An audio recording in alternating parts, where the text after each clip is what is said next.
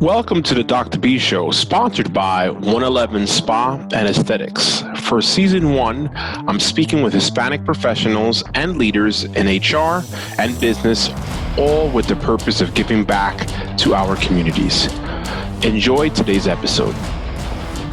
Hello friends, Dr. B here. Welcome to another edition of the Dr. B Show. This week I have the honor, the privilege of having a great friend, Angel Gomez. He's a leadership expert and former VP of HR for Walmart. He dropped some great gems on leadership. Just like he dropped some great gems on leadership, I'm dropping you multiple gems in transforming your way to success. The course. Please check it out on our website. Become from a networking novice to a networking guru and never run out of people to talk to. The biggest challenge for a lot of individuals in sales is they run out of people to talk to. They don't know how to network, but trust me, once you get through my course, after 8 weeks of my networking boot camp, you will be a networking guru. Enjoy the episode and enjoy the ride. All right, everyone. Welcome to another edition of Dr. B Show. I'm your host, Dr. B, Dr. Jairo Borja, and I'm joined by my good friend, Angel Gomez. Angel Gomez, how are you, sir? Doing great. Dr. B, how are you? I'm doing fantastic. Happy Friday, recording on this warm right? Although we'll air next month. All good. Hey, man, let's get right to it. So tell everyone about yourself, what you do as a consultant to Fortune 500 executives on leadership management and organizational development. Yeah, so look, I have this fundamental belief, right, that the work that you do, that the work that I do, the work that we all do should be both meaningful and worth your while. And so I dedicate a lot of my time to helping organizations and executives in organizations get better at whatever it is that they do by leading and managing people. And so I offer things like executive coaching, workshops on leadership and management. I speak a lot on the issue, and then I do a lot of this work called organizational development, which I come in and I take a look at the organization, figure out what's going on with the team and with the business unit, and trying to help them out as much as I can to get them to perform at a much better level. Great point, great job. So what are some examples of how you help teams or leaders or orgs perform better? Yeah, so, I always ask the question, have you ever had a bad boss in your organization, right? Or maybe a team that just can't seem to get their act together. Right. That's the kind of stuff that I do, right? So sometimes I go into an organization and I see that a team is just floundering. They're struggling to get their act together. They're not quite aligned around their mission and their purpose and their goals. And I come in and I do some alignment work with them. So strategic planning, goal setting, things of that nature, to make sure that we can get them on the right track. But then I also do that work with the individual executive or the individual leader, and I find out what's going on with him or with her, and I try and get to the root cause of their performance issues, and I tackle them to get them to perform better as a leader and as a manager of people. And so you may have a team, especially right now in the midst of COVID, right, that's been so close and now is remote, and figure out how do we get back together again and still continue our work even though we're doing it remotely. That's a very typical problem that teams are facing right now. So I get them together around that. Folks are starting to plan for next year, right? What should we be doing in the midst of all this craziness that's going on around us? What should our strategy be? I can come in and help out with that as well. Those are the kinds of things that I do. Great examples, my friend. So obviously I did some research, you would hope, right, before every show. You was a VP of HR for Walmart for 4 years, and why did you decide to leave and be on your own? Yeah, so I tell folks I have a bit of a checkered past, right? So I started my career as an attorney. I practiced law in Chicago for a good 12 years or so and had a great career. I was the president of the Hispanic National Bar Association, a partner at 2 big law firms in Chicago. It was all going great. But then that tiny little company called Walmart came knocking on my door. And I thought I was going down to ask for some business, but they said, no, we don't want to hire you as an attorney. We want to hire you to come in and work for us as our Director of Internal Diversity Relations, because I spent a good chunk of my career as an attorney advocating for greater diversity in the profession. Okay. Now, if you know anything about Walmart, it's located in the northwest corner of Arkansas, which is, I euphemistically say, it's the northwest corner of nowhere. Right. But after 6 months of negotiation back and forth, they finally made me an offer I couldn't refuse, and I joined them as a director of internal diversity relations. It was a great experience for me. I was quickly promoted to senior director of learning and development for the home office, which at that point had about 18,000 people. Right. And then promoted again to vice president of human resources, where I was responsible for about 826 stores, 235,000 associates, if you can believe it. Yeah, it's crazy. And just my slice of the pie, our business unit generated $55 billion in annual sales. Oof! Wow. Now, Dr. B, to put that into perspective, that was the size of all of Target in the U.S., just my slice of the pie. So it was great. It was a wonderful experience. But after having built up the organization, the HR organization, I came to realize that I really enjoyed some aspects of my job and other aspects I did not enjoy. And I did this exercise called the green card, red card exercise. Green card has nothing to do with immigration, by the way. It's just the stuff that goes on the green card is the stuff that gives you strength. So the sort of strengths revolution approach to this issue. I put down things like I really enjoyed coaching my colleague through a problem that she had, or I really enjoyed speaking to a group of young associates around their leadership capability. Yeah. Or I got to train on a workshop for senior directors on how to be really good leaders and really good managers, especially in a diverse environment. And that was great stuff on my green cards. Well, on my red cards were things like turn in the workforce planning and staffing model that needs to be done in order for us to hire the right amount of people, or finish the investigation on someone's alleged misconduct, or finish the engagement strategy for the division. And it turned out, Dr. B, that what was on my red card, it's the stuff that sort of drew strength for me, was all my job description. And so remember, I go back to this fundamental belief, right, that the work that you do, the work that I do, should be meaningful and worthwhile. Well, being an executive at Walmart was certainly worth my while, right? Great career, great company, great pay. I probably had a really, really good future at that company, but it was not meaningful to me. What was meaningful to me was the stuff that was on the green cards. And so I figured out, how can I fashion a work life where I spend 80% of my time doing the stuff that's on the green cards, and the other like 20% stuff that's necessarily on the red cards. Like, I got to do finances, I got to do all that kind of stuff. And so I decided back in 2008 that I would fashion a consulting company that offered those kind of services that I love, right, that gave me strength.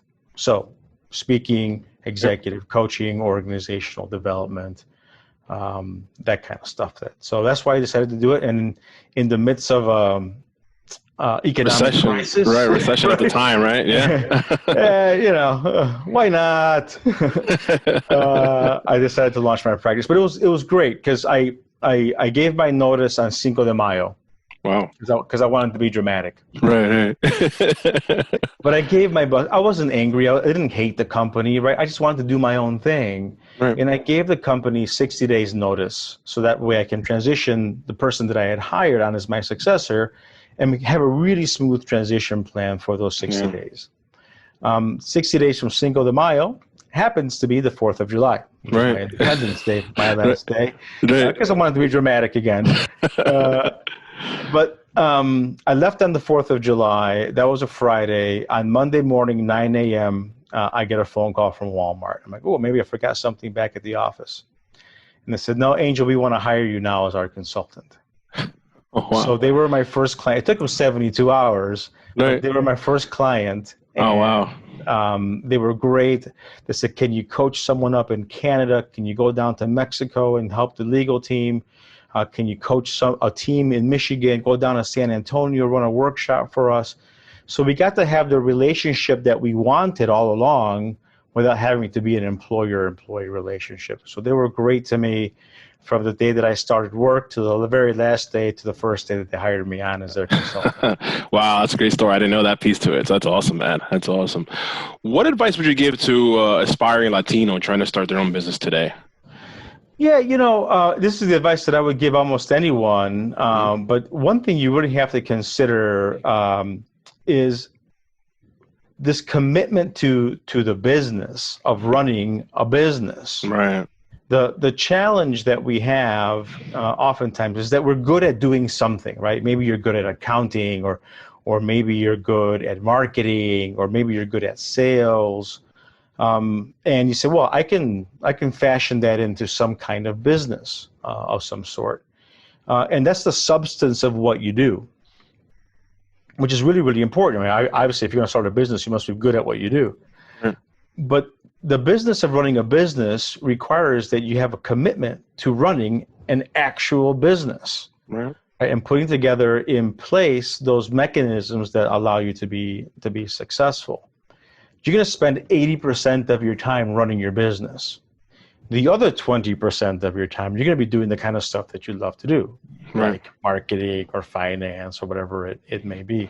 Right. So I often say, you better love running a business if you're going to go into business, because you're going to spend 80% of your time running a business. You got to commit to it, right? You got to commit to it in terms of time, in terms of energy, and to say, yes, I'm a social media expert, but I'm a business person that happens to run a social media empire, right?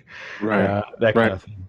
Right. The other thing I would say is make sure you have enough financial resources to get you through, especially now, right, through some tough times. So 9 months of living expenses, maybe 12 months of operating expenses, depending on the kind of business that you want to have.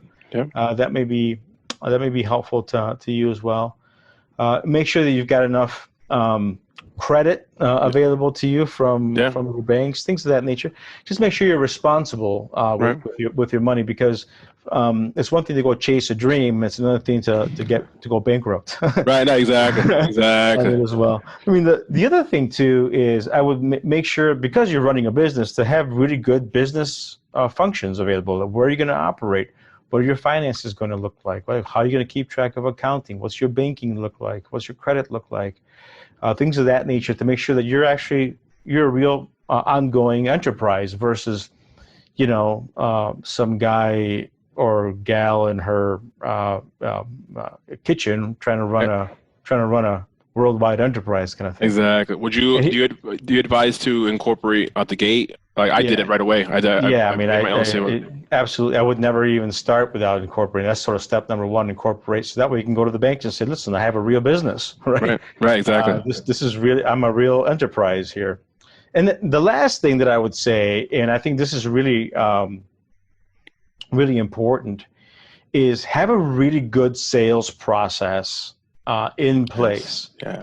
Because part of that 80% of your business, 80% of that 80% is going to be spent on sales. That is, how is it that you generate revenue and generate income? And it's not just about hanging out your virtual shingle nowadays. It's really about networking and getting yourself out there and marketing and getting into a sales routine so that you can generate the pipeline of revenue that you're going to need to sustain you past that 9 and 12 month time period that you have. So I would say those are the 4 sort of essential elements that you would need in order if you're going to start running a business as well. Obviously, passion for the business house with the commitment, but you have to have discipline. That's probably more important than the passion. Yeah, no, agreed, 100%. And we had this separate conversation firsthand, and I know firsthand, right? I struggled out the gate, stumbled like a horse out the gate with the sales process, but now I'm fine tuning it. So Oh, appreciate that. good. Appreciate Well, that. I'm glad you took my advice. Exactly. Thanks, man. I really appreciate it, man. You see, I'm giving you a plug, man. I give you a There you plug. go. Hey, man, I want to transition over to like, what do you see the future of leadership development with, with many leaders, man, now, especially now managing now virtually because of the Yes. pandemic. Where do you see the future of that? That's a good question. It's going to require an enormous amount of effort now to manage virtually. If in an office setting, you're walking down the hallway, you can pop into someone's office or, ping them real quickly and then they'll respond back, right? You can find someone in the cafeteria, whatever it may be. And a lot of management happens in those instances, right? Very informally. Then, of course, there's the formal management, which is the one-on-ones, and then the quarterly updates or half year or year evaluation. I think that stuff will continue, and you'll just have to do it virtually. Right. But the other stuff, the relationship stuff that's part of management is going to require an enormous amount of effort, time, and energy. And the second part is going to require an enormous amount of skill. So where you would normally stop by someone's office, hey, how you doing? Things are going okay? Yeah, sure. Then you sort of shoot the breeze a little bit. You can't do that anymore, right? You have to make a conscious effort now to say, I want to call up Dr. B. I want to see how he's doing. I want to make sure that I give him some feedback on the last presentation that I saw and not just leave it until our next one-on-one or to the quarterly evaluation or the half year or the year evaluation as well. So it's going to require that you schedule more sessions with your people one-on-one, that you do more check-ins one-on-one, and that you replace the informal coaching and development that you would normally do in the hallways or in the cafeteria or, even, if for those of us that used to drive-alongs, right, with folks. Right, exactly. That's just not going to take place. So you're going to require that you do that. And then when you do that, you're going to have to figure out how to do this thing virtually. Right. Because, 80% of how we communicate is through our body language. And what you're getting from our body language is this and up. Yeah, literally, right? That's it. Right. And so you can't, so now only 20% is really the verbal stuff, and you'll be able to capture that still. But you're only going to capture about, 20% of the 80% again. Right. And this is going to be difficult to do. And so you're going to have to ask a lot more questions and be a lot more inquisitive and have your inquiry skills improve a great deal as part of this new normal that we're going to have, I think, for the foreseeable future, right? You see these companies that are saying, we're not going back to January 2021, or I just saw one August 2021. Right. Oh, full year. Yeah. A full year from now, you're not going back into the office. So accept this as the at least the immediate new normal for the next 12 months. Yeah. No, great point. Hi, Dr. B here. Are you struggling to get rid of stubborn fat but don't want to have plastic surgery? 111 Spa and Aesthetics non-invasive slimming massage can help you get the body you always wanted. 111 Spa and Aesthetics can also help you when it comes to cellulite treatments and body contouring massage. 111 Spa and Aesthetics offers a full range of skincare services, including facials, acne, scar treatments, skin tightening, microdermabrasion, and more. 111 Spa and Aesthetics are trained professionals with extensive skincare experience and utilize only the best equipment possible. For more information, please visit their website at www.111aesthetics.com. That's 1-ONE-11 ELEVEN SpaAesthetics.com, located at 10 East Moonachie Road in Hackensack, New Jersey, 07601. And to make an appointment, don't miss out. 201-520-1777, 201-520-1777. 111 Spa and Aesthetics. Speaking of leadership, do you see a particular trend? Like, like for example, one of my previous guests was like, she's a servant leader. I hear that term loosely, servant leader. I Yeah. heard other people like myself initially wanted to be more transformational leader. Do you Right. see a certain trend as far as from a leadership style per se, or I always wanted to ask you that. So Yeah, I look at the different leadership topics and exactly. and styles Yep. and new models and stuff Yep. as the ensalada mixta, right? Right. Exactly. It's like a mixed salad of stuff. Like, Yeah. what's the leadership style du jour, right? It's like, Exactly. uh, which one's in vogue now? Right. I say take your pick, right? Take your pick. Right. Take your pick. Whatever works for you and your organization, I Mhm. think is helpful. The key for me in leadership is that despite the bells and whistles that you get from some very smart, capable, Mhm. and expensive consulting firms, Right. is that you stick to the fundamentals, especially in these days, right? Because you got to Yeah. get down to the fundamentals. And what are the fundamentals to me? One, as a leader, you're expected to achieve results. You're Right. expected to get things done. And it doesn't matter whether you're doing it virtually or you're doing it in person.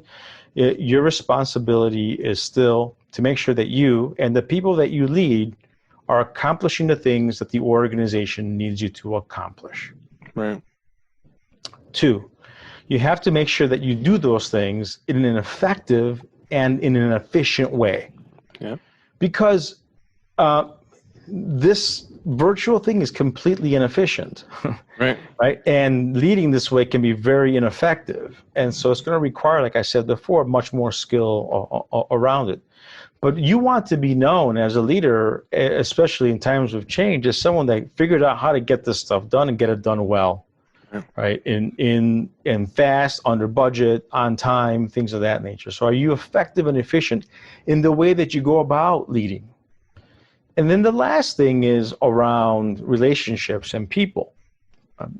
Are you the kind of leader, especially in these times of change, where people still want to come work with you and for you? And so relationships, connection, interaction, trust, which is going to require more effort, is still important. And so call it what you will, right? And I've taught probably a good 8 to 10 of those models, right? And I always talk about it. Yeah. It always comes down to me to those three fundamentals. Can you get things done? Are you the kind of person that gets things done? Can you get it done effectively and efficiently? And are you the kind of person that others want to come work for? Folks knocking on your door to work on your team. Great 3 points, man. And that's going to segue to my next question. As far as what can Latinos do to network? My book talks about external, but my question is internally. What can they do to network inside the organization better? Yeah, so that last piece around relationships is really, really key. And like every other relationship that you have, it requires energy. That you spend effort with it. Whether you have a good friend, right? Whether you have a great cousin, whether you have a loved one, or a spouse of some sort, it's still the same, right? It's the fundamentals of picking up the phone, and nowadays, making sure that you get on some kind of video chat. Exactly. And that you look at the person and that you ask them how they're doing, right? That you see what's of interest to them. See how you might be able to help them as well. The fundamentals of relationship have not changed. It's just the mechanisms by which we relate have changed dramatically, and we need to utilize what tools that we have. Remember, it's physical distancing, not social distancing that we're trying to do here. Yeah, you're right. That's so, right, because if we do social distancing, we retract. Right. But I've been coaching people lean in. Right? Call up your friends. You can't go out to dinner with somebody, have a virtual dinner with somebody. You can't go out to happy hour anymore. Grab a drink at 5 o'clock on a Friday, whatever your time zone is, and have a drink with a friend or so, right? And the same applies to internal stuff, right? So don't just call people up for work purposes. Right. Call them up to see how they're doing. I'm just checking in with you. I got 15 minutes, and I thought I'd check in with you, see how things are going. You were in that last meeting. You seemed a bit stressed, and I wanted to make sure you were okay, right? Right. Same thing with the boss. Right. Hey, boss, I just want to check in, how things are going. How am I doing in this virtual environment? Want to make sure things are going okay with you and me. Want to make sure that we don't lose touch, because I'm not talking about work or one-on-one. I'm just checking in with you. Right. That kind of activity becomes even more important because it's physical distancing, not social distancing. No, great point. Physical distancing. I like that. I like that a lot. You've been part of the conversation. Your partner in crime, Dr. Robert Rodriguez, which I'll talk about that in a minute. But what can Latinos do? Meaningful conversations when it comes to diversity and inclusion, whether it's for their organizations, ERGs, or in their own businesses. Yeah, it's interesting. I'm writing this letter, open letter to the CEOs of corporate America around this particular issue. Right. And the issue, and there's a whole bunch of things that I say about the diversity efforts and why they're not going well. Right. And one of them is that the concept of inclusion remains an enigma for organizations. I agree. And I say this in my letter, so I'll preview it for you here on your show. Thank you. I appreciate it. It's for me and my fans. for your listeners. I have a lot of friends that are chief diversity officers or in the diversity space. Mm-hmm. I'm not particularly there. I'm only tangentially associated with it. Yep. But I tease them and I say, hey, listen, so inclusion seems to be a pretty big deal for you and very important in your company. I've read your company website. You talk about it all the time. Inclusion is so important. Mm-hmm. What are you including people in? I get these blank stares. I was like, well, what do you mean? I'm like, no, I'm asking you what you mean. Like, what are you including people in? Because if you believe in inclusion, you must be including them in something.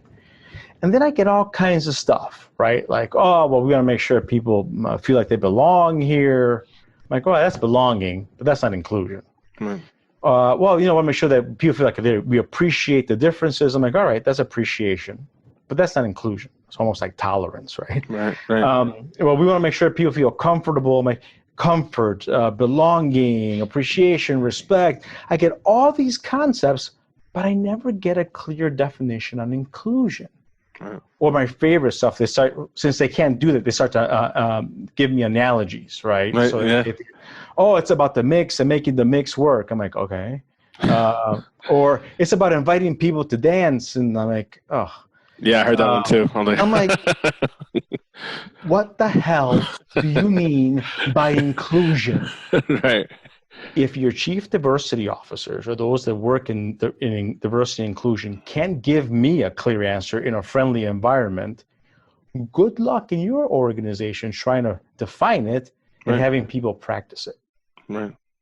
So one of the things that I say about inclusion, and I joke about this, right? During Hispanic Heritage Month, all of a sudden everyone opens up Taco Tuesday. Yeah, Taco Tuesday. Right, exactly. Yeah. I'm like, listen, you should open up a permanent taco bar in your cafeteria because everyone loves tacos year round. Number one. Yeah, exactly. Number two, I don't care about Taco Tuesdays, right? What I care about as a person of color, as a proud Latino, is that your organization take my work product, my perspective into consideration when you make a decision about how to run any aspect of the business. That when you make an important decision about something, that you take my education, my training, my diverse life and work experience into account before you move forward, right? That's real inclusion. Yeah. And so I say it's a mutual responsibility, not on the part of the company to include that, although I think it is that important. Yeah. And it's our responsibility to ensure that our voices are included as well, right? So a lot of the onus is like, the company has to do things to make other people feel more included. Yeah. Yes, and incomplete. we as people of color need to raise our hand and make sure that we state our opinion, our perspective, and that we leverage our diverse education, training, and work and life experiences before the bosses go off and do anything that may be good and or not so good. Great. So what can we do? We can get courageous, because it's not always aligned to our culture to speak up and state our opinion when it's not asked of us, right? Yeah. I mean, we all grew up in our households, right? With we don't speak until we're spoken to, right? Yeah. We don't give our opinions about things unless someone asks us, and frankly, hardly anyone ever asked us, right? Right. We're there to be good children and be respectful of our elders and authority. And so all of those cultural elements then go into work, and we act the same way. But it is our responsibility, as well as the company's responsibility, to practice real inclusion, which is taking into consideration my perspective, my work, my training, my education, my work and life experiences when the company decides to do A, B, or C. Great point. Great point, man. Great point. Great points. As far as your executive coaching, is it a one-off or series? How does that work from that aspect of your business? Yeah, so usually a company will hire me to coach anyone at their organization, from a middle manager, a director. The sweet spot for me happens to be a director about to become a vice president, or someone who's become a vice president. Right. But I also coach folks in the C-suite, depending on the size of the company. Okay. And what they do is they contract me for a period of usually 6 months to coach that particular executive on any number of issues. It could be how to manage your team, how to be a better listener, how to make decisions in a matrix environment, whatever it may be. We find out what's going on with the individual, and we spend 6 months in a series of coaching sessions, the first of which is an assessment. Most companies already have an assessment of some sort, right? Some kind of cognitive assessment that tells me what kind of leader they are. So I use that as the basis. We do a deep dive coaching session, and then we spend the next 3 months going back and forth, me giving the person assignments about what to do and how to improve their performance on the particular issue. After 3 months, we do another deep dive, see how they're doing. We make some modifications to their individual development plan. And then we spend the next 3 months finishing off the coaching session. And at the end, I always guarantee the person will be better at that particular issue than they were when I found them 6 months ago. That's good. So it's usually a series. Oftentimes, the folks that I coach want to renew for another 6 months. Right. And so they end up being a year with me as well. But I hardly do one-offs unless I'm, offering up my services during certain periods of the year where I offer up my free consulting and coaching services to folks. Got it. As well. But usually, 9 times out of 10, it's the organization that's contracting me to coach somebody within their organization. Got it. It's like a 6-month retainer, right? At that point. 6-month retainer for those services. Yeah. That's good. Good. Great stuff. Tell me, everyone, about Zoomposium. I couldn't even say it. Zoomposium on November 10th. How did that project come about with Dr. Robert Rodriguez? Yes. What made you work on this project? Yeah, my partner in crime, Dr. Exactly. Robert. I like hanging out with really smart people with PhDs, Dr. B. Yeah, that's good though. I like that. Good. You guys make me smarter, right?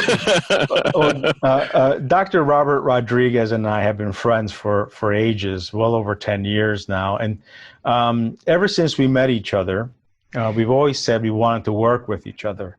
Because I've always admired his work around Latino talent, right? Especially around ERGs and his 4C model, which is really the gold standard, in my opinion, around how it is that ERGs measure their performance. But we never could quite figure it out. Well, about 3 or 4 years ago, we were having our end of the year deep dish pizza in Chicago over. Which is good, by the way. Which is good. I know, it's great. I miss it so much. Over a pitcher of beer, and we really started brainstorming. And I said to him, look, this Latino cultural script thing that I've seen you present before, I wonder how it is that impacts how we as Latinos show up as leaders. And we started brainstorming a little bit and taking some of his research and some of my research and some of my practice and sort of melding this conversation together. And what we came up with was, why don't we look at leadership skills, the fundamentals and the essentials that I teach, around setting direction, around making decisions, around listening, around coaching and developing others. And why don't we look at those things through the Latino cultural script, right? Which, and it's really a series of scripts, one of which is collectivism, for example. Right. We as Latinos tend to be collectivists. We speak in we. Right. We hardly ever speak in I, because again, cultural norms, it's not about you, it's about the family, it's about the group, right? Exactly. And so I said, that's great. So let's take leadership, right? Leadership is really about I lead the team. And so folks, no, isn't it about we? I'm like, yeah, if you're collectivist. But a good leader knows that she is a good leader and that she can get us from where we're at to where we need to be. Right. And that requires not so much a collectivist mindset, but an individualistic mindset. Right. And so we examine all these concepts of leadership through these scripts. And what we get is the Latino Leadership Intensive, which we've been running for the last 3 or 4 years, both at Stanford University here in Palo Alto, also in Chicago. And we were scheduled to do one at Harvard this year, but it got postponed because of COVID. Yep. What we've done with the Zoomposium, because we don't want to run the Latino Leadership Intensive virtually, because there's an aspect of being on a Ivy League campus, and being together in the way that we actually run this thing, that actually makes it intensive, because we're examining our cultural norms and the clashes with corporate norms. Right. And that requires that we be together. But we took aspects of the Latino cultural script and we've redesigned that piece of it to do it virtually in what we're calling a Zoomposium. Right. The Zoomposium will still cover the definitions and the impacts of those different scripts, like simpatía, we like to be well liked. Respeto, we like to give and get respect real fast, right? Right. Versus other organizations says you're not entitled to respect. You only get respect when you earn it. Right. We're playing different scripts. Exactly. So we're still going to talk about that and the impact on us from a career perspective. Right? What does it mean for a Latino to be a collectivist in nature, for the most part, and then be asked in an interview, what was your performance and what results did you achieve in that particular scenario? And the response, quite naturally, is, well, we did this and we did that. Yeah. And then the interviewer will come back to you and say, I get it, but what was your individual contribution to that? And you will go back and say, well, we did this, Exactly. we did that. Right. And then the interviewer will come back with another follow-up and say to you, what about you? I want to know about you. And then you'll get cornered and you'll say, yes, I did this and I did that, but really the team deserves all the credit. Right. And what's the interviewer thinking? Dr. B's a freeloader here, right? Right. He didn't do anything. He's just going along. Now, it makes you a great team player, but it doesn't make you be perceived as a great individual leader. And so we'll be examining those things through the different scripts that we have with Dr. Rodriguez, and this research is phenomenal. And we'll be facilitating a conversation between the two of us, both as practitioners and how we see it in corporate America, and then also from an academic perspective with some of his research. We'll take a lot of the stuff that he wrote in his book in Authentico and figure out how it's actually applied. So we invite everyone to join us. We have about 100 slots available for listeners of your great show, Dr. Thank B. you. Thank you so much. I will post something. I will post the link so we can get you guys in ahead of registration, because registration opens up during Hispanic Heritage Month. Makes sense. But for your listeners, we'll make sure that we give them a link so they can get on there before we jack up the prices for everything else. No, I appreciate it. Thank you. Where can they find this information? Well, at least where can they find you? I guess that's my last question. Yes. Finding me is not difficult, right? So yeah. If you Google me, there'll be a lot of Angel Gomez's, right? There's a lot of Angel Gomez's, but there'll be a lot of Angel Gomez Consulting. I'll be in the top 10. Google's very good about that. Thank you, Google. But I'm easy to find because I'm not very complicated. It's angelgomez.com. Got it. If you want to find me on LinkedIn, it's Angel Gomez or Angel Gomez Consulting. You'll get to my page as well. Same thing on Facebook. I have a Facebook fan page, if you will, for the followers. They can also find me by just typing in Angel Gomez Consulting, and then you'll be able to find me as well. I'm not difficult to get a hold of if you want if you have any questions or if you want any consulting on the front end. Angel, amazing conversation. We spoke a little about everything. It was good. It was very good. I appreciate your time today. You have no idea. I appreciate you having me on, and good luck to you as you keep going on in your journey, Dr. B. Thank you. Thank you so much. Thank you. Angel Gomez, everybody. Take care. Thank you for listening to the Dr. B Show, sponsored by 111 Spa and Aesthetics. If you enjoyed today's episode, please subscribe and rate the show on your favorite platform.